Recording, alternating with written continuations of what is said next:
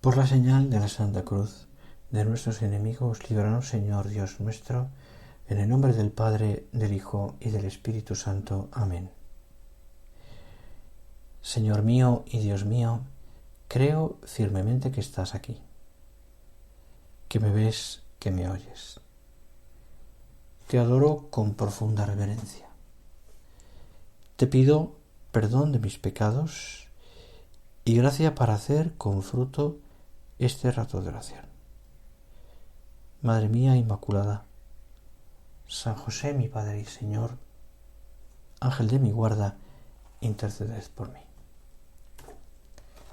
Comienzo estas meditaciones, que son las propias o las que tenía pensadas para este mes de septiembre. Me hubiese gustado grabarlas un poco antes, pero por diversas circunstancias no he sido capaz. Lo hago ahora. Y luego en la presencia de Dios, esta tarde, mirando a Jesús. Míralo tú también, que está en el sagrario de tu parroquia, o ese sagrario por el donde rezas habitualmente todos los días, o sencillamente en tu corazón. ¿Dónde está Dios? Y este mes vamos a centrar nuestra atención en las meditaciones del retiro, especialmente en la oración de Jesús. Vamos a mirar a Jesús y a otros santos o otros personajes del Evangelio que nos pueden ayudar en nuestra oración, en nuestra meditación, a aprender, nos pueden ayudar y aprender a rezar mejor.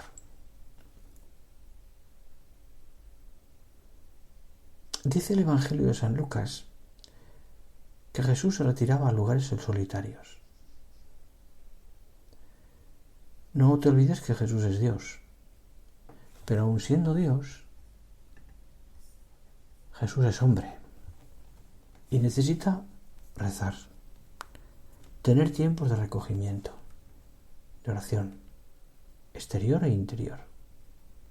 Y así leemos, por ejemplo, que pasa la noche entera en oración.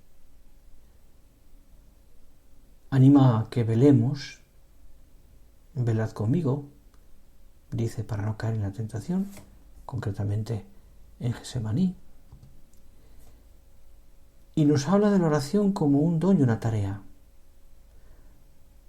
Por eso me conviene que tú y yo, a la hora de rezar, me refiero a esa oración mental, contemplativa, que tanto bien nos hace en el alma. Aprendemos a escuchar la voz tenue y tierna de Dios. Y vayamos, casi sin darnos cuenta, progresando en el arte de la oración. Mirad, después de esta pequeña introducción de lo que quería hablar contigo y con el Señor más bien, me centro en un personaje que decía en una homilía hace años el Papa Benedicto XVI. Era el personaje del Evangelio, de la Sagrada Escritura, mejor dicho, que más conectó con Dios, en el sentido de que hablaba con Dios cara a cara. Cara a cara. De eso habla también el Evangelio, la Sagrada Escritura, de nuestros primeros padres antes del pecado. Tenían tal amistad con el Señor, dice que se daban paseos por el paraíso. Hablaban, tenían amistad, quiere decir. Señor, dame esa capacidad de ser amigo tuyo. Te hablo de Moisés. La misión que el Señor le pide es crucial. No es simbólica, aunque tiene su simbolismo, pero no es simbólica, es real. La misión es guiar a su pueblo en una nueva etapa de la historia de la salvación. Es liberar de la esclavitud de Egipto y conducirlo hacia la tierra prometida. Tiene claramente una manera de pensar nuestra vida, ¿no? Es decir, Moisés es una figura de Jesucristo. Jesucristo nos libera del pecado y nos lleva al cielo. Por medio de Moisés, el pueblo judío y también nosotros recibió las tablas de la ley. Y la base en el fondo a través de la ley natural, la base del culto a Dios. Por tanto, la figura de Moisés es muy importante. Y yo me pregunto, ¿cómo llegó Moisés a ser lo que fue?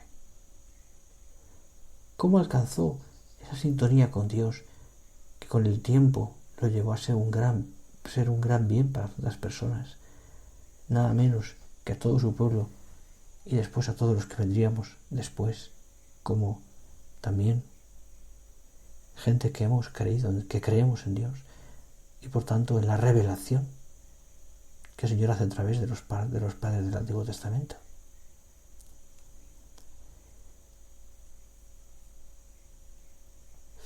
Moisés no había sido escogido por Dios desde su nacimiento. Perdón, rectifico. Moisés había sido escogido. Perdón, he leído mal. Por Dios desde su nacimiento. Fijaros, acordaros de cómo lo sacan de las aguas del Nilo porque iba a morir.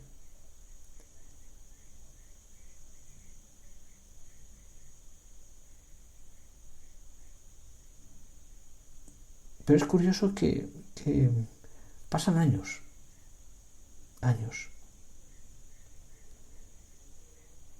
muchos, hasta que Moisés se escapa, o sea, tiene ese suceso con el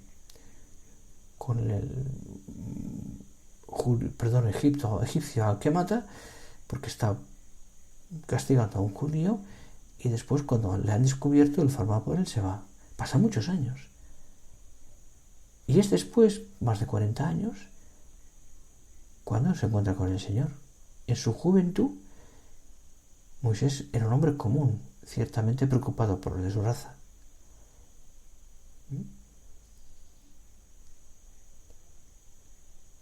Fijaros que sí que tenía esa preocupación Moisés y por tanto explica muy bien todo este proceso en la vida de Moisés, su transformación, para ser capaz de escuchar al Señor. Y es que también nosotros somos llamados a transformarnos poco a poco a través de la escucha. También nosotros avanzamos en nuestra vida de oración a través de la escucha, de ese recogimiento interior que nos lleva a tener el corazón preparado. Es verdad que no es fácil llegar a lo que experimenta Moisés, y nos cuenta el libro de Éxodo, donde dice que el Señor hablaba con Moisés cara a cara como se habla con un amigo. Impresionante. Impresionante. Aunque es verdad que el Señor nos ha tan considerado así, hemos recuperado con la gracia de Dios y con Jesucristo esa capacidad de ser muy amigos de Dios. A vosotros llamo amigos, dice. Y por tanto de poder hablar con Él cara a cara. Piensa en la amistad con cualquier amigo o amiga. ¿Y cómo hablas con ese amigo o esa amiga? Cara a cara, es decir, con normalidad, mirando a los ojos. Moisés tiene ese don. A ti y a mí ese don nos cuesta años.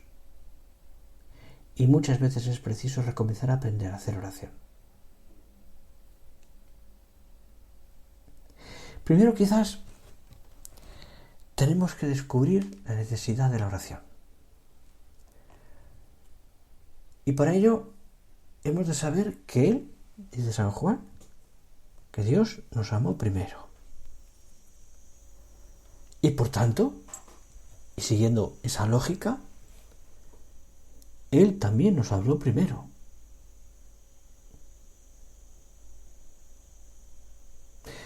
Me fijo en el Génesis. Mirad lo que dice el capítulo 1, versículo 27, en adelante. Creó Dios al hombre a su imagen y semejanza. A imagen de Dios lo creó. Varón y mujer los creó. Y los bendijo Dios. Y les dijo.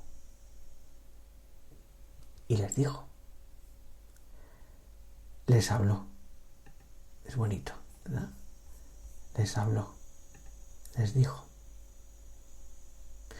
Dios que tomó la iniciativa para crearnos por amor y para elegirnos a una misión determinada, también se nos adelanta en el hablarnos, en la vida de oración. Es, por tanto, en ese diálogo con el Señor quien pronuncia la primera palabra. Es el mismo Dios. Esa palabra inicial puede reconocerse ya en el deseo que Él mismo ha sembrado en nuestro corazón y que seguramente despierta en tu alma experiencias distintas. Yo siempre he pensado y he dicho que desde el momento en que Dios entra en el corazón de un niño, de una criatura en el bautismo, ya le está hablando. Aunque ese niño, esa criatura, no sea capaz de comprender lo que Dios le puede decir, Dios le habla. Porque ya está en su corazón. En el caso de Moisés, la primera vez que Dios le habla es en el monte de Dios, el Horeb. Allí el ángel del Señor le manifestó en forma de llama de fuego en una zarza. Moisés miró, la zarza ardía, pero no se consumía. Y se dijo Moisés: voy a acercarme y comprobar esa visión prodigiosa. ¿Por qué no se consume la zarza? Esa visión prodigiosa. Fijaros, yo pienso que no es una mera curiosidad de ver un sitio, algo raro que le pasa, sino que, digamos, hay una percepción por parte de Moisés de lo que está viendo es algo trascendente. Es algo que está sucediendo pero que le supera.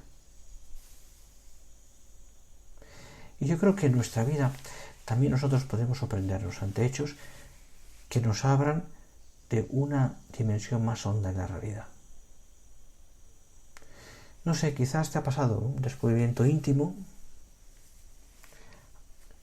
de algo que quizás antes no habías advertido. Intuimos la presencia de Dios al reconocer alguno de sus dones. O quizás las contradicciones que te han hecho madurar y que te han preparado para afrontar circunstancias distintas o tareas distintas. Dios tiene su modo de hablar. O quizás sea un descubrimiento de la realidad que te rodea.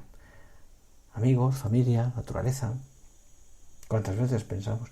Dios nos habla por la naturaleza, por una hermosa puesta de sol o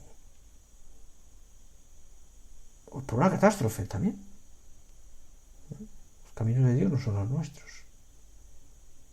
Pero de un modo u otro experimentamos como la necesidad de orar, de agradecer, de pedir, y nos dirigimos al Señor. Ese es el primer paso. Dios nos habla a través de esas cosas, nosotros nos dirigimos a Él, el primer paso. Vio el Señor que Moisés se acercaba a mirar, lo llamó desde la zarza: Moisés, Moisés. Y le dijo él: heme aquí. Dios lo está mirando, qué bonito. Vio el Señor que Moisés se acercaba a mirar. Dios lo está mirando. Tu mirada se encuentra con la de Dios. Él ya te está mirando. Él te está mirando siempre, porque te quiere tanto. Te quiere tanto. Y mira que somos pecadores. Y mira que hacemos en perdonarlo. Metemos la pata.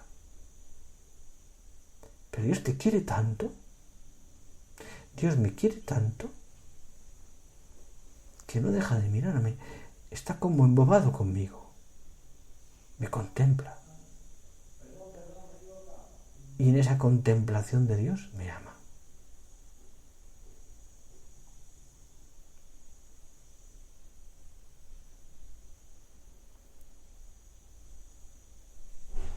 Nos habla. Conviene que tú y yo pongamos los ojos en el Señor y recordemos esa promesa consoladora: sabed que yo estoy con vosotros todos los días hasta el fin del mundo. Así pues, una fe confiada en Dios es ingrediente básico de cualquier oración sincera. Fe. A veces el mejor modo de orar es decir al Señor, tú, Señor, enséñame tú.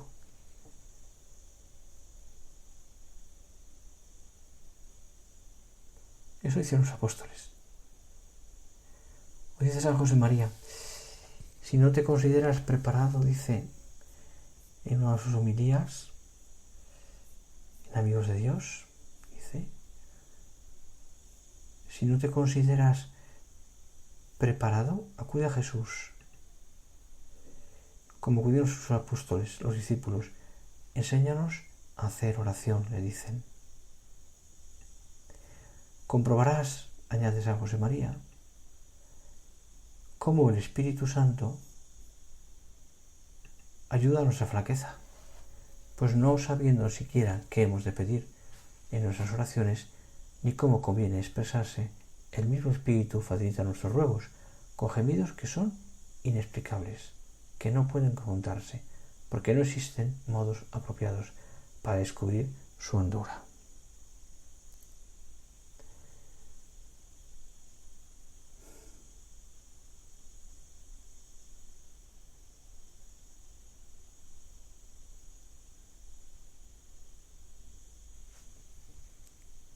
La iniciativa, por tanto, de la oración y la oración misma es un don de Dios.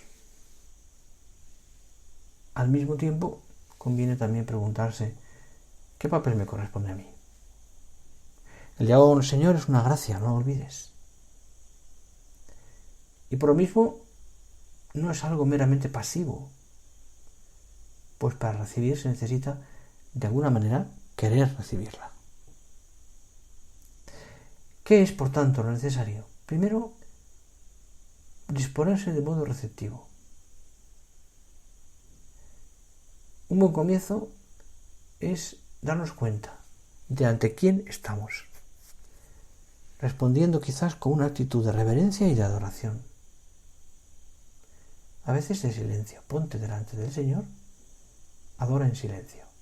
Quizás incluso no hace falta que le digas nada. El Señor le dice a Moisés, no te acerques aquí, quítate las sandalias de los pies, porque el lugar que pisas es tierra sagrada. Y añadió, yo soy el Dios de tu padre, el Dios de Abraham, el Dios de Isaac y el Dios de Jacob. Y Moisés se cubrió el rostro por temor a contemplar a Dios. Quitarse las sandalias, cubrirse el rostro, fue la respuesta del más grande profeta del pueblo de Israel en su primer encuentro con Dios. Es decir, Moisés es consciente de estar delante de alguien que le supera, del Dios trascendente. Es una actitud de fe. Adorar es una actitud de fe. Quitarse las sandalias en ese sentido de adoración, ya me entiendes. Cubrirse el rostro.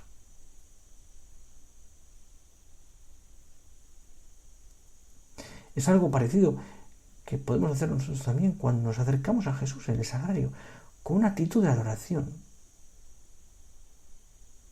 Qué bonito fueron las palabras que el Papa Benedicto XVI expresaba en una adoración hace años, concretamente, perdona, te lo digo ahora mismo, en el año 2005.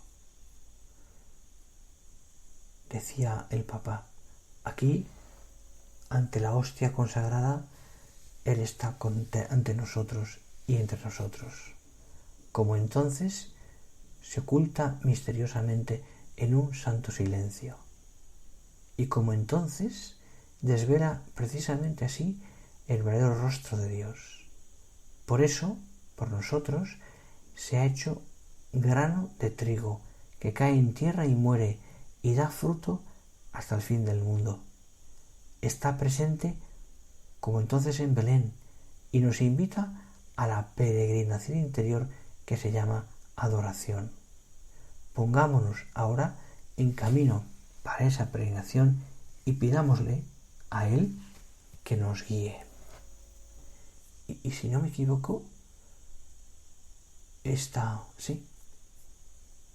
palabras del Papa son de agosto del año 2005, concretamente en Lourdes, en la adoración, tuve la gran suerte, fue un don, de estar allí presente también en Lourdes, en una convivencia con sacerdotes y seminaristas que fui allí, y escuché estas palabras del Papa en la adoración y me impresionaron.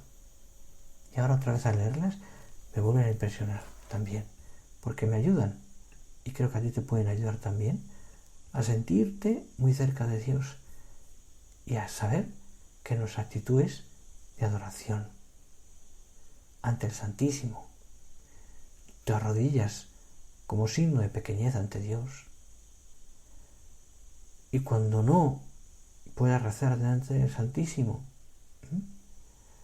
pues quizás puedas realizar algo equivalente, como mirar al interior de tu alma para descubrir allá al Señor y poner el alma de rodillas, recitando con calma cada palabra de la oración inicial o de otras oraciones que tú recuerdes y que te ayuden a venirte en tu presencia. Mira, yo siempre he pensado que el ponerse de rodillas, alguien me dijo hace tiempo, y pienso que es una abogada, que era una actitud de esclavitud, y no es verdad.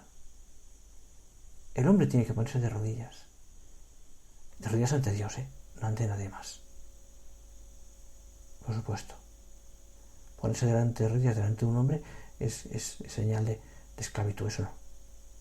Pero el hombre se pone de rodillas ante Dios en dos momentos: cuando adora y cuando pide perdón. Te cuento brevemente un suceso que me pasó en la Jornada Mundial de la Juventud en el 2000 en Roma. Habíamos llegado a un grupo de sacerdotes y chicos, seminaristas y no seminaristas. Íbamos a entrar en San Pedro. Comimos en una placita muy cerca de San Pedro, ahora me recuerdo el nombre, unos bocatas, porque lo que llevábamos ese día hacía calor. Y ahí estábamos sentados con los sacerdotes, bebiendo un poquito de agua y comiendo unos bocadillas, hasta poder entrar en San Pedro con la peregrinación de la Diócesis de Madrid con la que íbamos. Y nos vieron allí sentados, y se me acercó una chica y me miró y me dijo: mire, ¿me puede confesar? Y le dije: por supuesto. Nos pusimos en una parte y le escuché en su confesión. Estábamos los dos de pie en un parque. Estábamos allí en ese parque, Plaza Cavour, concretamente, ahora recordado. Cuando terminó de contarme sus cosas y yo darle un consejo y le di la penitencia, iba a darle la absolución, y me dijo: espera un momentito, por favor. Y se puso de rodillas para recibir la absolución en el suelo de tierra. Me conmovió esa actitud de aquella chica. La encomiendo ahora, no sé quién es, no la he visto nunca más, pero me pareció una actitud realmente de dolor. Lo que pasó es que realmente ese día prácticamente no pudimos entrar en San Pedro, porque vino tanta gente a confesarse, a vernos allí a varios sacerdotes, que no paramos de confesar en toda la tarde. Y toda la gente que fue pasando hizo lo mismo. Había visto el gesto de aquella chica, escuchaba la confesión y al final se ponían de rodillas. Nos ponemos de rodillas ante Dios. Adorarle o pedirle perdón. Seguimos con Moisés. No me quiero despistar. Dice que en ese diálogo con Dios, Moisés recibió también en otro momento las tablas de la ley. Dice concretamente: la gloria del Señor se posó sobre el monte Sinaí. La nube lo cubrió durante 6 días. Al séptimo, el Señor llamó a Moisés de en medio de la nube. La gloria del Señor se manifestaba en los ojos de Israel como un fuego devorador sobre la cima del monte. Moisés penetró dentro de la nube y subió a la montaña, y permaneció en la montaña 40 días y 40 noches. Mira, esta idea es: la nube manifiesta la gloria de Dios y es figura anticipada de la presencia del Espíritu Santo, que permite a Moisés una intimidad con él con su Creador. Por tanto, a mí me parece que para que tú y yo tengamos esa vida de oración y facilitemos esa intimidad con Dios, hay cosas que nos van a ayudar. Amor al silencio, externo e interno, constancia, y tener una especie de disciplina de la escucha que permita percibir su voz. Quien mucho habla, poco escucha. Y a veces cuesta valorar el silencio. Y si en la oración no oímos nada, ¿qué nos pasa? Hablamos, leemos, incluso vemos imágenes, sonidos, escuchamos. Con buena intención, pero no podemos así escuchar al Señor. No. Tenemos que tener, no sé, cómo diría yo, podríamos titularlo una conversión al silencio. Una conversión al silencio. Hacer silencio en nuestra alma.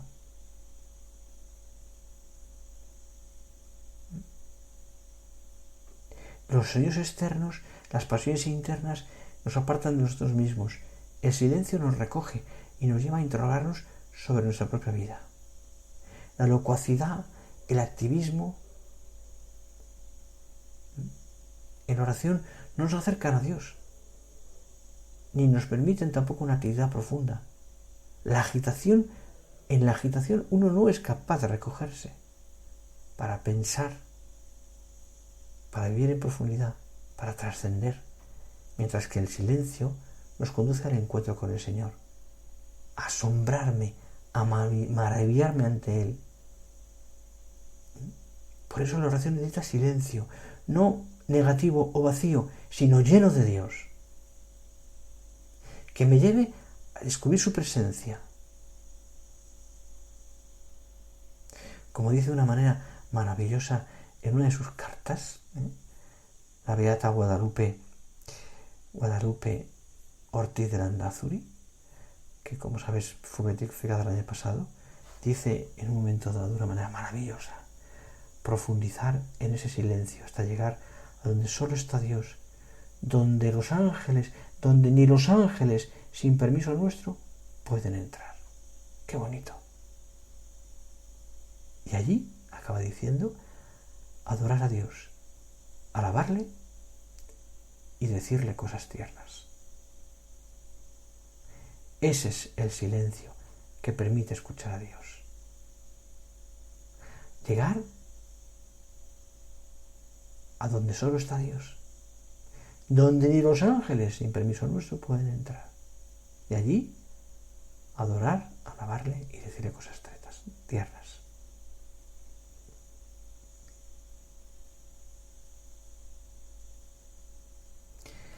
Por tanto, piénsalo.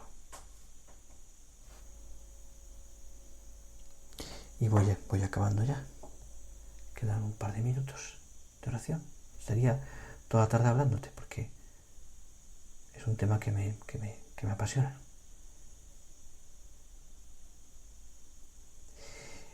Junto al silencio, la constancia, claro. Porque orar es costoso. Supone tiempo y esfuerzo. Fíjate, Moisés estuvo 6 días cubierto por la nube y solo al 7º recibió la palabra de Dios. Por tanto, constancia. Quizás incluso un tiempo fijo, una hora fija. Eso depende también de cómo sea tu vida. Pero una constancia que esté movida por el amor. No una constancia que sea fruto de como una especie de disciplina. Disciplina que no es mala, pero que no es el motivo. No, una constancia que esté movida por el amor. Necesito rezar. Necesito estar a solas con mi Dios. Necesito hacer silencio. Porque eso es la puerta de entrada para un trato de amistad con Dios que estará cuajado de conversación, ya que Él no se impone. Solo nos habla si nosotros lo deseamos, le abrimos la puerta. Se lo decía otro día una persona: tienes que abrir la puerta de tu corazón a Dios. Tienes que abrir la puerta de tu corazón a Dios. Si no, es imposible. constancia exterior, constancia interior. Centrar la inteligencia que se dispersa, mover la voluntad que no termina de querer y alimentar los afectos que a veces no acompañan. Bueno, voy acabando. Me quedaron muchas cosas, pero ya es hora pasada. Mira, yo termino con una cosa, solamente y acabo. Piensa una cosa. La clave de esta oración que tú y yo queremos aprender, yo también, porque uno nunca acaba de saber hacer oración. Pero la clave de la oración no está en obtener resultados tangibles, ni mucho menos. No. Ni estar ocupados un tiempo determinado. No buscamos en la oración, no lo busques, un resultado inmediato, sino ser capaz de llegar hasta aquel lugar, aquel estado en que la oración se identifica con tu vida, tus pensamientos, tus afectos, tus ilusiones. Se trata de estar con el Señor, mantenernos en su presencia a lo largo del día. En definitiva, podría decir que el fruto de la oración es vivir en Dios y así comunicarnos con Él. Así. Por eso el tema de tu oración es el tema de tu vida. Fíjate el ejemplo maravilloso de María, que dice varias veces que ponderaba todo en su corazón. María es una mujer contemplativa. Reza, porque está siempre en presencia de Dios. A ella, al acabar este rato de oración ya, le pido para ti y para mí que nos enseñe, que nos ayude a aprender a ser almas de oración. Te doy gracias, Dios mío, por los buenos propósitos, afectos, inspiraciones que me has comunicado en esta meditación. Te pido ayuda para ponerlos por obra. Madre mía Inmaculada, San José, mi Padre y Señor, Ángel de mi guarda, interceded por mí.